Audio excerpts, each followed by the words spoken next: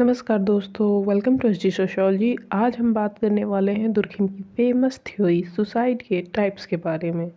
उन्होंने 4 प्रकार की आत्महत्या बताई हैं जिनके बारे में हमने पिछली वीडियो में डिस्कस करा था। आज थोड़ा सा उसके बारे में डिटेल से जान लेते हैं। डिटेल में जानने से पहले आप ये समझ लो, मनुष्य एक सामाजिक प्राणी है तो वो समूह में रहेगा। तो जो प्रत्येक सामाजिक समूह होता है वो आत्महत्या के प्रति एक विशिष्ट प्रवृत्ति को रुझान कहते हैं या किसी एक प्रकार के व्यवहार करने की आदत।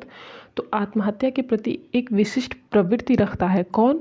प्रत्येक सामाजिक समूह। इस प्रवृत्ति को मनोजैविकी या प्राकृतिक पर्यावरण के आधार पर नहीं समझा जा सकता, बल्कि सामाजिक दशाओं के संदर्भ में ही इसकी व्याख्या की जा सकती है। जैसा कि हमने पिछले वीडियो में भी बात करी थी कि आत्महत्या व्यक्तिगत कारकों की उपज नहीं होती है, वो एक सामाजिक घटना है। इस पे मुख्यतः जोर देते हैं कौन? Emmanuel Durkheim. तो आत्महत्या एक सामाजिक घटना है, यद्यपि इसका प्रकटीकरण व्यक्तिगत क्रिया में होता है तो सामाजिक घटना। पर जब आत्महत्या होती है तो कोई एक इंडिविजुअल खुद से अपने जीवन को समाप्त करता है या कोई ऐसी क्रिया करता है जिससे ये पता चलता है कि उसने आत्महत्या करी है। तो वही चीज़ यहाँ पर लिखी हुई है कि आत्महत्या का प्रकटीकरण व्यक्तिगत होता है, पर इसके पीछे के जो कारण होते हैं वो सामाजिक होते हैं। और विभिन्न प्रकार के जो कारक होते हैं वो विभिन्न प्रकार की आत्महत्याओं के लिए उत्तरदायी होते हैं। अब हम बात कर लेते हैं उनके प्रकारों के बारे में। तो आत्महत्या की जो विशेषताएं हैं उनमें समानताएं और विभिन्नताओं के आधार पर दुर्खिम ने उनके ये निम्न प्रकार बताए हैं: अहमवादी, परमार्थवादी, आदर्शहीन, घातक। आई होप आपको ये चारों प्रकार तो अब याद ही हो गए होंगे, बस इसको डिटेल में पढ़ना बाकी है। पर उससे पहले आप ये समझो कि आत्महत्या लोग करते कैसे हैं। अचानक से ऐसे कहीं जा रहे हो या कुछ भी कर रहे हो, फिर कोई ये नहीं ना सोचेगा कि नहीं मुझे मरना है या मुझे जीने की इच्छा ख़त्म हो गई है। नहीं, आत्महत्या की भी तरंगे उठती हैं। कभी लगता है कि मर जाऊं तो ठीक है, कभी लगता है जीना ठीक है। तो ऐसे ऊपर नीचे तरंगे उठती रहती हैं। और इन तरंगों का निर्माण कैसे होता है? विशिष्ट सामाजिक परिस्थितियों के द्वारा। मतलब आपके आसपास का एनवायरनमेंट जैसा रहेगा, समाज में जैसी परिस्थितियां रहेंगी, इन तरंगों का उतार चढ़ाव, मतलब आपके दिमाग में जो भी चीज़ें आ रही हैं कि ये करना है या नहीं करना है, मुझे सुसाइड की तरफ जाना है या अपने आप को और ज़्यादा इन्वॉल्व करना है इन सोशल एक्टिविटीज़ में, तो ये जो माइंड में आपके विचार आ रहे हैं या जो तरंगों का निर्माण हो रहा है वो आपके आसपास के जो विशिष्ट सामाजिक परिस्थितियां हैं उनके द्वारा होता है। दुर्खिम आत्महत्या के प्रकारों के विश्लेषण में किनको ज़्यादा महत्व देते हैं? सामाजिक तत्वों को, धर्म, परिवार, राजनीति, व्यवसाय आदि को, जो वास्तव में आत्महत्या के दर में होने वाले विचरण के लिए उत्तरदायी कहे जा सकते हैं। मतलब अगर कहीं आत्महत्या घट रही है या बढ़ रही है, वो सारी चीज़ें जो हैं उस पर कौन प्रभाव डालता है? सामाजिक तत्व, धर्म, परिवार, राजनीति, व्यवसाय, जो भी आसपास उसके, मतलब एक लाइन में बोले तो विशिष्ट सामाजिक परिस्थितियां जो है उस व्यक्ति के आसपास वो प्रभाव डालती हैं उसको आत्महत्या करने में या उस सोसाइटी के आत्महत्या के दर में। आत्महत्या का मूल कारण उन सामाजिक समूहों के संगठन और विघटन में निहित है जिसका कि व्यक्ति सदस्य है। मतलब कि ये एक सामाजिक संगठन है, तो प्रत्येक व्यक्ति, चाहे जितने भी समाज में व्यक्ति हों, वो किसी न किसी समूह के तो सदस्य होते ही हैं। तो उस समूह के संगठन में या विघटन में निहित है आत्महत्या के मूल कारण। मतलब ये एक व्यक्ति है, वो जितना समूह या संगठन के पास रहेगा और जितना दूर रहेगा, इन दोनों ही बातों का प्रभाव पड़ेगा किस पे? आत्महत्या के कारण पे। अगर वो इस समूह से दूर जा रहा है तो जाहिर सी बात है वो सोशल लाइफ से बहुत दूर होकर एकांत में रहना शुरू कर रहा है, तो निराशा में भी जा सकता है। क्योंकि जीवन का संबंध किससे होता है? मनुष्य एक सामाजिक प्राणी है, तो सामाजिक समूहों में, लोगों में, सामाजिक क्रियाकलापों में जब तक आप मिलोगे नहीं, जुलोगे नहीं, एक दूसरे के साथ रहोगे नहीं, तो फिर आप कैसे जीवन को महसूस कर पाओगे? तो अगर आप समूह के सदस्य हो तो वो सदस्यता डिसाइड करती है कि आप आत्महत्या कर रहे हो या करोगे या नहीं। जैसा कि टाइप 1 अहमवादी आत्महत्या में है कि प्रत्येक मनुष्य किसी न किसी समाज का सदस्य होता है, और यदि वो सामाजिक एकीकरण, सामाजिक एकता और संगठन में बना हुआ है और समाज का एक क्रियाशील सदस्य है, तो वो आत्महत्या की तरफ कम जाएगा, वो सामाजिक क्रियाओं में भाग लेगा। पर यदि वो सामाजिक एकीकरण या सामाजिक एकता से इनसे दूर हट रहा है, वो बाहर की तरफ निकल रहा है, जैसे कि समाज से अलगाव या दूरी की भावना हो रही है, या वो सामाजिक ना होकर अतिशय वैयक्तिक होते जा रहा है, सोशलाइजेशन नहीं करना है, किसी भी सोशल एक्टिविटी में भाग नहीं लेना है, तो वो सारी चीज़ें जैसे यहाँ पे लिखा हुआ सामाजिक क्रिया में भाग ना लेना, समाज, ये जो समाज का संगठन है, छोटा समाज का स्वरूप है, उस समाज से दूरी। जीवन तो आपको कब महसूस होता है? आप अकेले बैठे रहोगे तो शायद उतना नहीं महसूस होगा। बच्चे धीरे धीरे स्टार्टिंग से लेके बड़े होने तक लोगों के समूहों में रहते हैं, वहाँ पे वो सामाजिक होना सीखते हैं। उन्हें पता चलता है जीवन क्या होता है, एक दूसरे के साथ रहना, एक दूसरे को खुशी प्रदान करना, एक दूसरे की सेवा करना। तो जब आप समाज से दूर हो जाओगे, सामाजिक क्रियाओं से दूर हो जाओगे, तो जाहिर सी बात है आप जीवन से भी दूर हो जाओगे। एटलीस्ट सामान्य लोगों पे तो यही नियम लागू होता है कि वो अगर सामाजिक जीवन से दूर हैं तो वो जीवन से भी दूर ही होने लगेंगे। ऐसे में अगर कोई व्यक्ति समाज से दूर होकर एकांत में रहने लग रहा है तो उसे निराशा होगी, उसे लगेगा मेरे जीवन में है ही क्या, मुझे तो कुछ ना मिलना है, ना जुलना है, ना करना है, कोई जीवन का उद्देश्य ही नहीं है, निरर्थक जीवन जी रहा हूँ। इस तरह की जो नेगेटिविटी है या नेगेटिव फीलिंग्स आ रही हैं वो सारी उस पर हावी होने लगती हैं, तो वो आत्महत्या कर लेता है।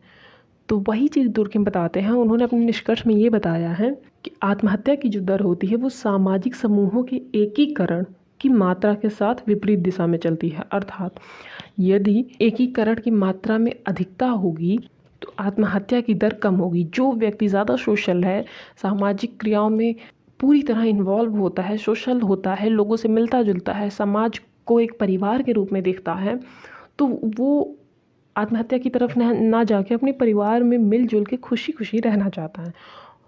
और अगर कोई व्यक्ति सामाजिक एकीकरण में ना होकर एकांत में रहने लगता है, सामाजिक एकीकरण का अभाव होगा, तो आत्महत्या की दर में बढ़ोतरी होगी। यानी ये दोनों, आत्महत्या की दर और सामाजिक एकीकरण, एक दूसरे से विपरीत हैं। एक बढ़ेगा तो दूसरा घटेगा, एक घटेगा तो दूसरा बढ़ेगा। तो अगर हम अहमवादी आत्महत्या की बात करें तो उसका मूल कारण क्या है? सामाजिक संगठन का अभाव। अब हम बात कर लेते हैं दूसरे टाइप की, जो कि है परमार्थवादी आत्महत्या।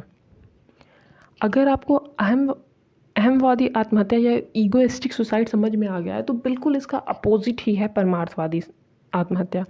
इसमें क्या होता है कि ये जो सामाजिक संगठन है इसका अभाव ना होके इसकी दृढ़ता हो जाती है।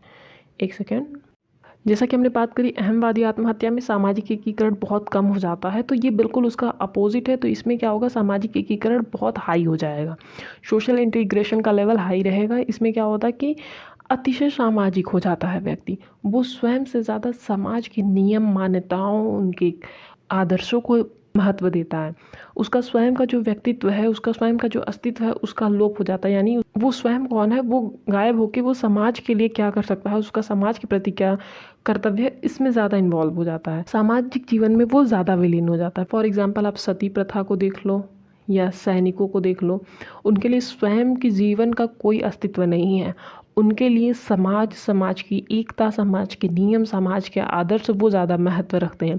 सैनिक जाता है बॉर्डर पे, उसे ये फ़र्क नहीं पड़ता कि उसका अस्तित्व क्या है, उसके परिवार की क्या होगी, नहीं, उसे राष्ट्र की सेवा करनी है। तो आत्महत्या के लिए वो भी जा रहा है, पर वो स्वयं के लिए नहीं जा रहा है, समाज के लिए जा रहा है। ठीक उसी तरह सती प्रथा का एग्जाम्पल है कि वहाँ पे स्त्रियाँ अपने पति की मृत्यु के बाद स्वयं को जला लेती थी। अगर आप सोसाइटी के सदस्य हैं, सोसाइटी में ये सारे रूल्स एंड नॉर्म्स हैं कि आपको अपने पति के साथ सती होना है, तो वो कर लेती थी और उन्हें उस बात से बुरा भी नहीं लगता था। वो खुशी खुशी ये करती थी। क्यों? क्योंकि समाज के लिए वो करती थी। तो अगर आप परमार्थवादी आत्महत्या की बात कर रहे हो तो वहाँ पे सामाजिक एकीकरण हाई हो जाएगा, सोशल इंटीग्रेशन। और अगर आप बात कर रहे हो अहमवादी आत्महत्या की तो सोशल इंटीग्रेशन लो हो जाएगा। ये सारे पॉइंट्स जिससे आप समझ सकते हो कि हाँ, अहमवादी आत्महत्या की क्या क्या विशेषताएं हैं या क्या क्या लक्षण हैं जिनसे आप पहचान सकते हो। और ये हो गई आपकी परमार्थवादी आत्महत्या के लक्षण। आदर्शहीन आत्महत्या और घातक आत्महत्या रिलेटेड है समाज में पाए जाने वाले नियम, कानून, प्रथा या निषेध आदि से।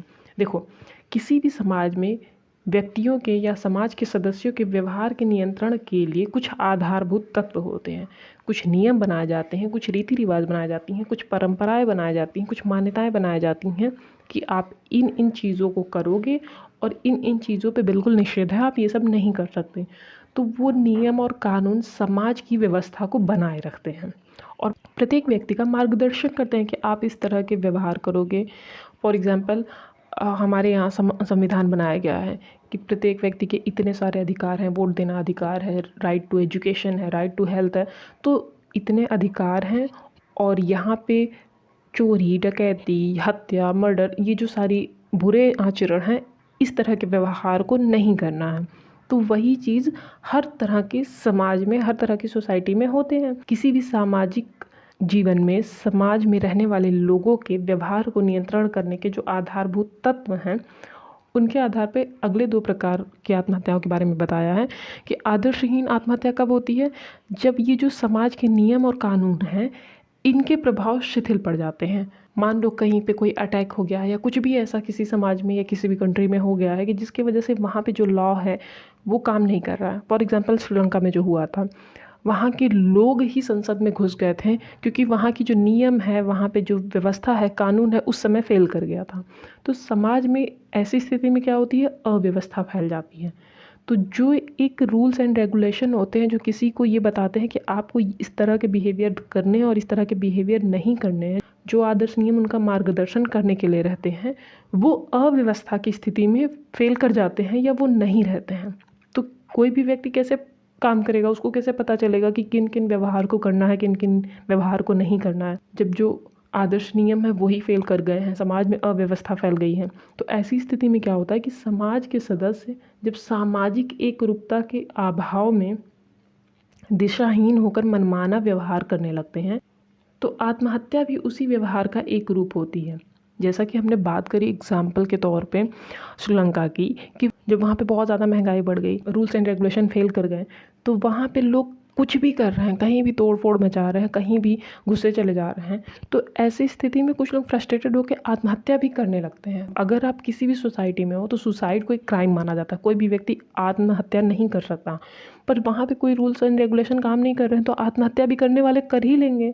तो आदर्शहीन आत्महत्या क्या है कि जो आदर्श नियम किसी भी समाज में बनाए जाते हैं व्यक्ति का मार्गदर्शन करने के लिए, उसी नियम का ह्रास हो जाता है और व्यक्ति आदर्शहीन होकर आत्महत्या की तरफ चला जाता है या आत्महत्या कर लेता है। क्यों?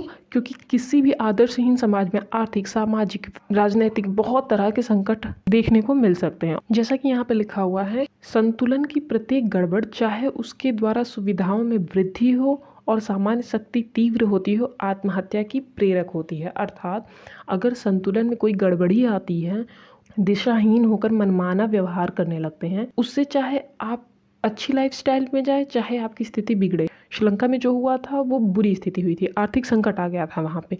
पर यदि ये जो गड़बड़ी हो रही है, इससे आप बहुत ज़्यादा प्रॉफिट कमा रहे हो और बहुत ज़्यादा ऊंचे इंसान बन गए हो, बहुत ज़्यादा संपन्न हो गए हो, तो भी समस्या आएगी। क्यों? क्योंकि देखो, व्यक्तियों की इच्छाएं जो हैं वो असीमित होती हैं, पर संसाधन जो है वो सीमित मात्रा में है।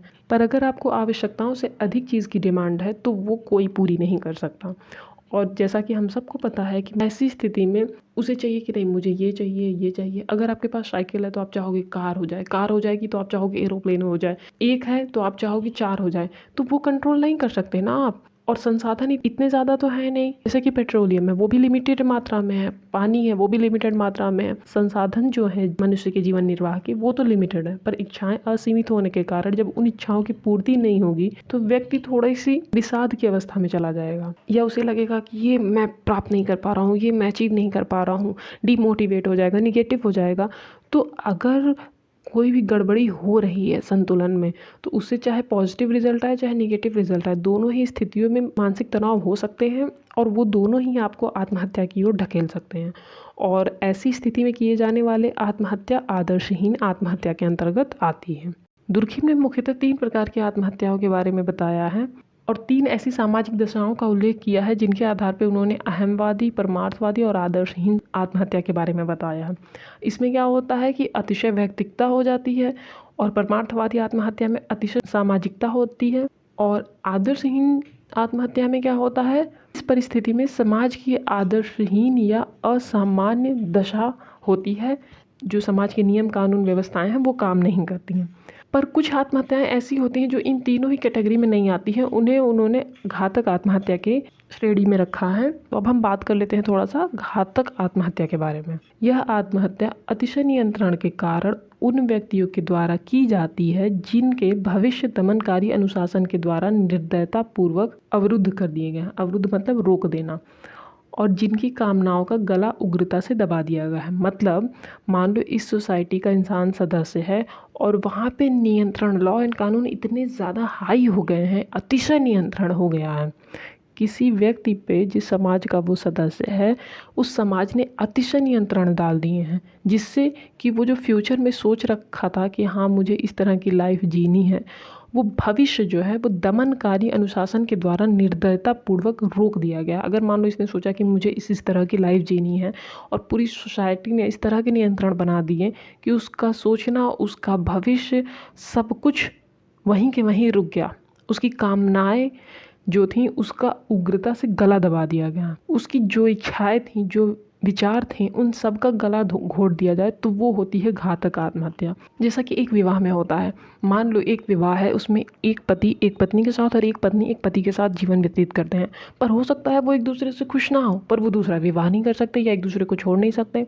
तो ये स्थिति में क्या होता है कि सोसाइटी का इतना ज़्यादा प्रेशर होता है कि आप एक ही पत्नी या एक ही पति के साथ रहोगे, और वो जिसके साथ खुश नहीं है उसके साथ जीवन व्यतीत करते करते करते परेशान होकर आत्महत्या कर लेता है। या जो शोषण होता था मालिक और कामगार के बीच में, वो चाहे भी तो अपने मालिक के प्रति प्रतिकार नहीं दिखा सकते और उस शोषण का शिकार होते होते वो आत्महत्या कर लेते। तो घातक आत्महत्या ये होती है कि किसी भी व्यक्ति के जो कामनाएं हैं या जो उसके भविष्य को लेकर विचारधारा है, उन सब को रोक देना, उसका उग्रता से गला दबा देना या निर्दयतापूर्वक उनको दमनकारी कानूनों द्वारा रोकना, अतिशय नियंत्रण के कारण व्यक्ति को बाध्य कर देना आत्महत्या करने के लिए, वो सारी चीज़ें आती हैं घातक आत्महत्या के अंतर्गत। तो आई होप आपको आत्महत्या के टाइप समझ में आए होंगे। लास्ट में एक बार मैं फिर से आपको शॉर्ट में बता दूं, ये अहमवादी आत्महत्या में क्या होता है, एकीकरण से दूरी हो जाती है, समाज से अलगाव हो जाता है और आदमी अतिशय वैयक्तिक हो जाता है।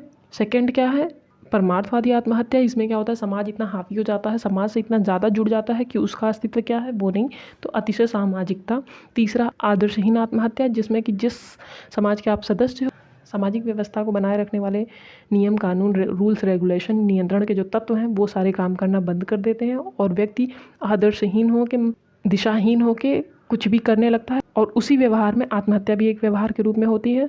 और लास्ट, जिसके बारे में उन्होंने बहुत ज़्यादा विचार नहीं किया, बस इसके बारे में चर्चा की है, घातक आत्महत्या, कि किसी व्यक्ति पे सोशल रूल्स एंड रेगुलेशन का बहुत ज़्यादा दबाव होना, रिप्रेस कर देना उसके फीलिंग्स को, उसके डिज़ायर को, यह आता है घातक आत्महत्या के अंतर्गत। तो आई होप आपको चीज़ें समझ में आई हो। आज के लिए बस इतना ही। अगर आपको वीडियो अच्छा लगे तो लाइक, शेयर और चैनल को सब्सक्राइब करना ना भूलें। और अगर आपको इस वीडियो की PDF चाहिए तो आप हमारे टेलीग्राम चैनल SG सोशियोलॉजी से जुड़ सकते हैं। आज के लिए इतना ही, धन्यवाद।